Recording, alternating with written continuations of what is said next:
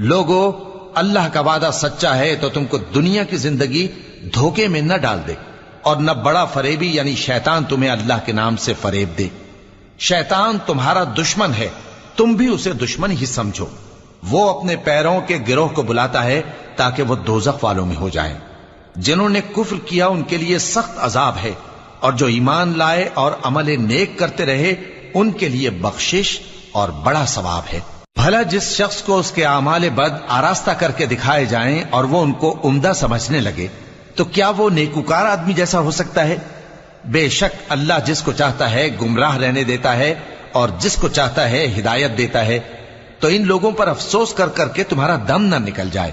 یہ جو کچھ کرتے ہیں اللہ اس سے واقف ہے، اور اللہ ہی تو ہے جو ہوائیں چلاتا ہے، پھر وہ بادل کو ابھارتی ہیں، پھر ہم ان کو ایک بے جان علاقے کی طرف لے جاتے ہیں، پھر اس سے یعنی بارش سے